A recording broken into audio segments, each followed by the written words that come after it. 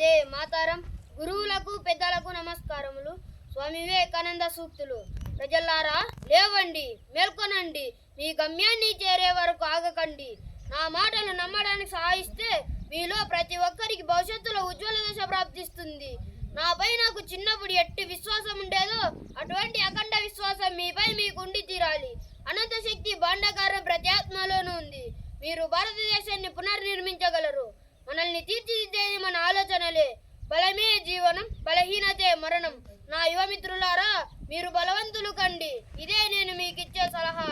ఎవరిపై ఆధారపడవద్దు. ఇతరుల సాయాన్ని నిరాకరించే స్థాయికి చేరుకున్నప్పుడే మీరు స్వేచ్ఛ పొందగలరు. సహనం ఎప్పుడూ చేదుగా ఉంటుంది, కానీ దానివల్ల లభించే ప్రతిఫలం అంతా తీయగా ఉంటుంది. జీవితంలో సవాలు ఎదుర్కో. నీవు గెలిస్తే విజేత అవుతావు, ఓడిపోతే దిశానిర్దేశకుడు అవుతావు.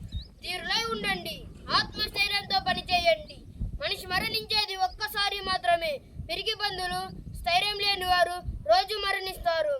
మానవుడు ఎంత గొప్పవాడైతే అంత కఠినమైన పరీక్షలను ఎదుర్కోవలసి వస్తుంది.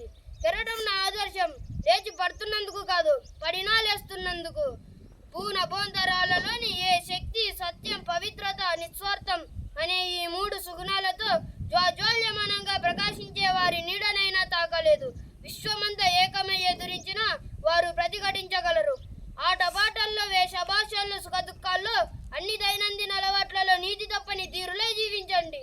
అలాంటి ఆదర్శం ప్రకారం మీ వ్యక్తిత్వాన్ని నిర్మించుకోగలిగితే మరో 1000 మంది మిమ్మల్ని అనుసరిస్తారు.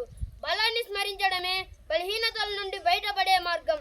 జరగవలసిందేదో జరిగిపోయింది, చింతించకు. జరిగిపోయిన కార్యాలను గురించి పదే పదే తలపోయకు.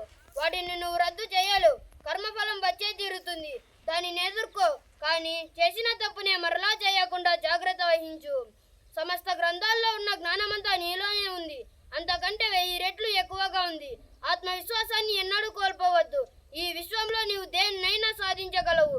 సమస్త శక్తి నీదే. సత్యానికి, మానవాళికి, నీ దేశానికి విశ్వాసపాత్రుడవై ఉండు. నీవు ప్రపంచాన్నే కదిలివేయించగలవు. నువ్వు నిర్భేదవని ఎన్నడూ అనుకోవద్దు. ధనం నిజమైన శక్తి కాదు, మంచితనం, పవిత్రతలే నిజమైన శక్తి. ఇది తలవ్రాత అని మూర్ఖుడు, పిరికివాడు మాత్రమే వచ్చిస్తారని ఒక సంస్కృతి సూక్తి. బలవంతుడు నా తలవ్రాతకు నేనే కారకుణ్ణి అని ధైర్యంగా నిలిచి చెప్తాడు. వృద్ధాప్యంలో అడుగు పెడుతున్న వారే అదృష్టాన్ని గూర్చి మాట్లాడతారు. ప్రతి దాన్ని పరీక్షించి పరిశీలించిన పిమ్మటే నమ్మండి. అది బహుజనులకు తోడ్పడుతుందని తెలిస్తే దాన్ని అందరికీ అందించండి. హృదయ దౌర్బల్యాన్ని, మానసిక బలహీనతను అధిగమించి లేవండి. నేను ధీరత్వాన్ని కలిగి ఉన్నాను, నేను స్థిర బుద్ధిని కలిగి ఉన్నాను అంటూ బలహీనత ఎప్పుడు మీ మనసు అధిగమించకుండా చూసుకోండి. జై వివేకానంద, జై జై వివేకానంద. జై వివేకానంద.